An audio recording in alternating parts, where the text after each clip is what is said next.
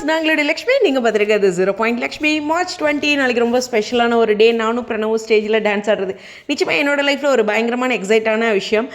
எப்போதுமே ஜிபி ஃபேமிலிக்கு நான் எந்த ஒரு விஷயம் செஞ்சாலும் சொல்லாமல் செய்ய மாட்டேன். அது உங்களுக்கு தெரியும். உங்களோட பிளெஸ்ஸிங் எனக்கு வேணும். எதுக்குன்னா எங்காச்சும் ஸ்டெப்பு மிஸ் பண்ணிவிடணுங்கிற பயம்தான். ஐயோ நல்லபடியாக லக்ஷ்மி ஆடிடணும் அப்படின்னு நீங்கள் எல்லோரும் நினைக்கணும், அவ்வளோதான். ஓகேவா? பிரணவெலாம் செம்மையாக ஆடுறாங்க, நமக்கு தான் பயமாக இருக்குது அப்படிங்கிற ஒரு விஷயம். எனிவேஸ், பர்சனலாக சொல்லணும் அப்படின்னா இனிமே வந்து நான் லைஃப்பில் எந்த இடத்துலையுமே ஸ்டேஜில் டான்ஸ் ஆடினதில்லை. அதே மாதிரி ஒரு சாங் போட்டு வீட்டில் வேணால் ஏதோ சும்மா எப்பாச்சும் ஆடிருப்பேன். ஆனால் இந்த 8 இயர்ஸாக சுத்தமாக அந்த டச்சும் இல்லை. ரொம்ப ரொம்ப ரேருங்க. அதுவும் நான் நிறைய டைம் வந்து இந்த மூவி என்ன சாங்னு சொல்லியிருக்கேன் இல்லையா, சாங்க்கும் நமக்கும் டான்ஸ்க்கும் நமக்கும் கொஞ்சம் தூரம் தான். அது ஸ்பெண்ட் பண்ணுறதுக்கே டைம் கிடையாது. ஏன்னா உங்களுக்கே தெரியும், 8 இயர்ஸ் யூடியூப் லைஃப் அப்படிங்கிறது பர்சனலாக வந்து ரொம்ப எனக்கு சேலஞ்சிங்காக இருந்துச்சு அப்படிங்கிறது. சரி, இதுக்கப்புறம் அப்படிங்கும்போது நிச்சயமாக எவ்ரி இயர் இந்த மாதிரி பிரணவுக்கான எல்லா ஆக்டிவிட்டீஸ்லையுமே மோகமாக என்னோடய 100% கொடுக்கணும் அப்படின்ட்டு. இப்போது நம்ம பையன்ட்டு எப்போயுமே நம்ம சொல்கிற ஒரு விஷயம் என்னென்னா, எதாக இருந்தாலும் ட்ரை பண்ணுடா, எல்லாத்துலேயுமே போய் நின்றுடா, வருதோ வரலையோ செய்டா, உன்னோட பெஸ்ட்டை கொடு, முயற்சி பண்ணு, அந்த இடத்துல இரு அப்படின்னு தானே சொல்லுவோம். அப்போ அந்த வார்த்தையை சொல்கிறேன்னா அந்த இடத்த செய்யணும் இல்லையா? ஸோ அதுதான். ஆனால் இதுக்கு முழுக்க முழுக்க காரணம் பிரணவோட கிளாஸ் மிஸ். அவங்க என்கிட்ட கால் பண்ணி கேட்கும்போது, மேம் இப்படி டான்ஸ் இது அப்படின்னாங்க. ஓகே அப்படின்னு சொல்லும்போது, அவங்க நேம் எழுதிக்கிறேன் அப்படின்னு கேட்கல, எழுதிட்டேன்ட்டாங்க. ஐயோ அப்படின்ட்டு, இல்லை மேம் அப்படின்னா, அதே எழுதிட்டேன் மேம் அப்படின்ட்டாங்க. சரி அப்படின்ட்டு மண்டேலேருந்து ப்ராக்டிஸு ஈவினிங் டைமில். ஸோ இனிமேல் ஒரு 1.5 மணி நேரம் எனக்கு ரொம்ப கஷ்டமாக இருந்துச்சு. ஏன்னா பிரணவ் வந்து கிளாஸில் அங்கே ஸ்கூலில் அவனும் சோலோவாக பசங்களோட டான்ஸ் ஆடுறான் இல்லையா, அதை ஆடி முடிச்சோடனே என்னமோ ரொம்ப டயர்டாக இருந்தான். ஒரு நாள் நான் போஸ்ட் போட்டேன்ல, இன்றைக்கி 1 மணி ஆயிடும் மாட்டேன் நைட்டு தூங்கிட்டு. தொடர்ந்து அப்படி தான் இந்த 10 நாளாக என்னோடய நிலைமை. ஏன்னா ஸ்கூல் விட்டு வந்தோடனே பயங்கரமாக தூங்கிடுவான். ஸோ 5 மணிக்கு அவனை எழுப்பி விடுறதுங்கிறது எனக்கு ரொம்ப சேலஞ்சிங்காக இருந்தது. அதை ஒரு பேலன்ஸ் பண்ணி அப்புறம் கொண்டு போய் அங்கே விட்டால், அங்கே முன்னாடி ஒரு பூங்கா இருக்குது ஸ்கூலுக்கு போகிற வழியில். அந்த பூங்காலையும் டைம் ஸ்பெண்ட் பண்ணிட்டு வீட்டுக்கு வரதுக்கு 9:30 ஆகிடும் வித்தவுட் எனி சப்போர்ட். ஏன்னா அம்மா வந்து இந்த முறை வந்து நான் வந்து 3 வருஷமாக உங்களுக்கு ஹெல்ப் பண்ணிட்டேன்.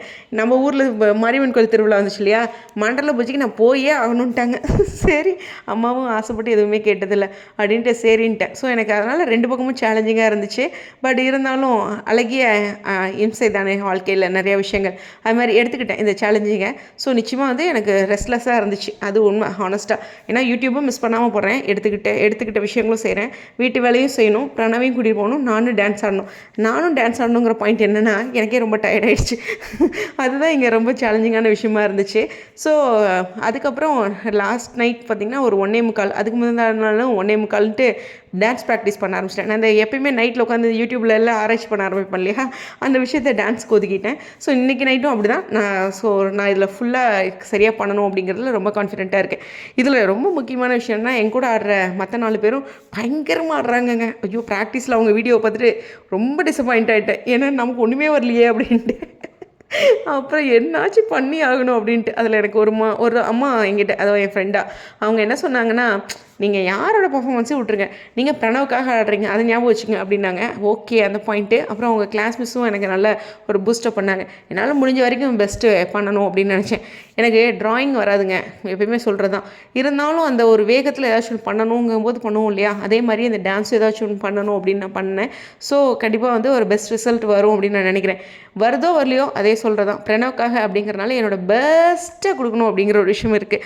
ஸோ பிரணவ் வந்து ஃபஸ்ட்டு அவன் இண்டிவிஜுவலாக தனியாக ஆடுறான், அப்புறம் என் கூட ஆடுறான், அப்புறம் நான் தனியாக ஆடுறது. அதை நான் ஒரு போஸ்ட் போட்ட மாதிரி டோட்டலாக எங்களோட 2 பேர்த்தோட லைஃப்லேயும் இது எல்லாமே ஃபஸ்ட் டைம் அப்படிங்கிறதா. ஃபஸ்ட்டு டான்ஸ் மாஸ்டர், ஸ்கூலில் இருக்க எல்லா பர்சனுக்கும், கோஆர்டினேட்டர் மேம்லேருந்து அங்கே இருக்க ஒவ்வொரு பர்சனும் அவ்வளோ பொறுமையாக அழகாக நமக்கு நல்லா ஸ்பேஸ் கொடுத்து பதில் சொல்கிறதுலேருந்து, அதுவே உனக்கு ஃபஸ்ட் நம்மளை ஒரு ரெஸ்பெக்ட் பண்ணி பேசினாவே ஒரு பயங்கர எனர்ஜி வருங்க. அதுதான் எனக்கு அந்த ஸ்கூலில் ரொம்ப ரொம்ப பிடிச்ச விஷயம். ஸோ அது மாதிரி எல்லாத்துக்குமே ஒரு பெரிய தேங்க். என்னோடய லைஃப்பில் ஒரு பெரிய மாற்றம் இந்த இடத்துல ஒரு ப்ராக்கெட்டில் சொல்கிறேன். நான் பொதுவாகவே பார்த்திங்கன்னா சுடிதார் எடுத்து தைச்சு என்ன சொல்லணும், ஒரு பட்டிக்காட்டுத்தனமாகவே அதுக்குன்னு பட்டிக்காட்டுத்தனம் சொல்ல, ஒரு மாதிரியே தான் என் லைஃப் போயிட்டுருக்கும். எப்போயுமே பின்னல், ஃப்ரீ ஹேர்லாம் கிடையாது அப்படின்ட்டு. இப்போ பார்த்திங்கன்னா அம்பர்லா கட்டிங்கு, அப்புறம் தோடு ஃபஸ்ட் டைம் வந்து, அதாவது மாடர்ன் தோடு. நான் கோல்டை தவிர எதுவுமே போட்டதில்லை என் காதில். சின்ன வயசுலேயே புண்ணு வந்துருச்சுன்ட்டு மாட்டினதே கிடையாது. அதனால் ஃபஸ்ட் டைம் அது மாதிரி ஃப்ரீ ஹேர். எங்கள் அம்மா இன்றைக்கி சொன்னாங்க, இன்றைக்கி தான் பிள்ளையாட்டவே இருக்கேன்னு. ஏன்னா அந்த மாதிரி நான் எனக்கு இம்பார்ட்டனே பண்ணல. சொல்லணுன்னா ரொம்ப நாள் கழித்து செல்ஃபி எடுத்ததே நேற்று தாங்க. நான் என்னைக்காச்சும் என் ஃபோட்டோ போட்டிருக்கேன், எடுத்திருக்கேன். எனக்கு செல்ஃபில் அவ்வளோ குறைவாக தான் இருந்துச்சு. ஸோ அந்த மாதிரி பிரணவ்னால் இதையும் மறுபடியும் ப்ராக்கெட்டில் பிரணவ்னால என்னை நான் நிறையா மாற்றியிருக்கேன், சந்தோஷத்தை கொடுத்துருக்கேன் அந்த பையன் அப்படிங்கிறதான். ஸோ இது ஏன் இவ்வளோ தூரம் சொல்கிறேன்னா, பொதுவாக நானே ஜென்ரலாக ஸ்கூலில் டான்ஸ் அப்படிங்கும்போது சரி வர்றவங்க ஆடிட்டு நம்ம ஏன் போய் அதில் அப்படிங்கிறது இல்லாமல் முயற்சி தான் பண்ணுவோமே அப்படின்னு அந்த ஒரு பாயிண்ட் எடுத்து நான் பண்ணி எனக்கு தெரிஞ்சு என்னோடய வியூவில் சொல்கிறேன், என்னோடய வியூவில் நான் சக்ஸஸ் பண்ணிட்டேன். நாளைக்கு ப்ரோக்ராம் எப்படிங்கிறத விட இன்றைக்கி நான் சக்ஸஸ் பண்ணிட்டேங்கிறது தெரியும். ஏன்னா அவ்வளோ டைம் வந்து ப்ராக்டிஸ் மேக் பர்ஃபெக்ட்டுங்கிற லைனே எனக்கு நேற்று தாங்க தெரியும். இந்த வீடியோங்க எந்த லைன்ஸும் ப்ரிப்பேர் பண்ணாமல் நான் எவ்வளோ தூரம் பேசுகிறேன்ல. ஸ்கூலில் ஒரு குட்டியாக ஸ்பீச் பேச சொன்னாங்க, அத்தனை டேக்குங்க. ஐயோ ராமா அப்படின்ட்டு எங்கள் அம்மா சொல்கிறாங்க, ஏன் ராசாத்தி இப்படி பண்ணுறேன் அப்படின்ட்டு.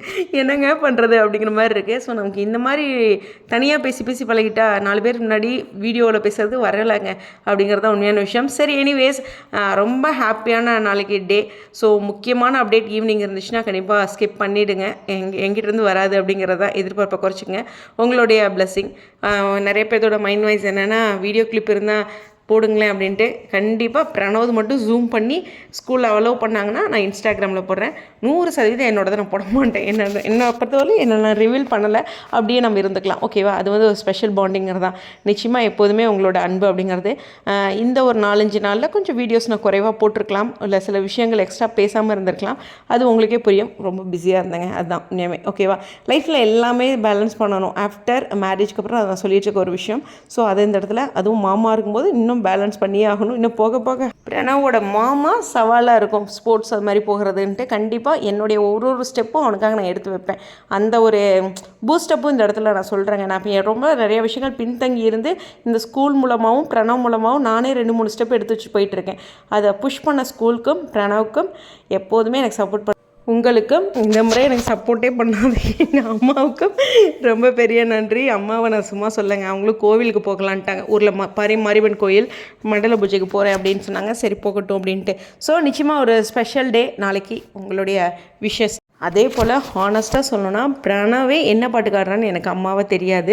அவனும் இந்த பாட்டுக்கு தான் ஆடுறேன்னு அவனால் என்கிட்ட சொல்ல முடியல, அவனுக்கும் தெரியல அப்படி சொல்கிறதுக்கு. ஸோ என்னுடைய பையனுடைய டான்ஸை ஆஸ் அ மாமா ரொம்ப எக்ஸைட்டடாக வெயிட் பண்ணிகிட்ருக்கேன். ஸோ தெரியும்ல, அவனோட ஒவ்வொரு ஸ்டெப்பும் ஒவ்வொரு ஆக்ஷனும் ஒவ்வொரு விஷயத்தையும் நான் ரொம்ப ரசித்து ஃபோட்டோ எடுக்கிறதா இருக்கட்டும், மைண்டில் மெமரிஸாக க்ரியேட் பண்ணுறதா இருக்கட்டும், இது எவ்வளோ பெருசுன்னு நான் சொல்லி தான் உங்களுக்கு தெரியுமா எனக்கு.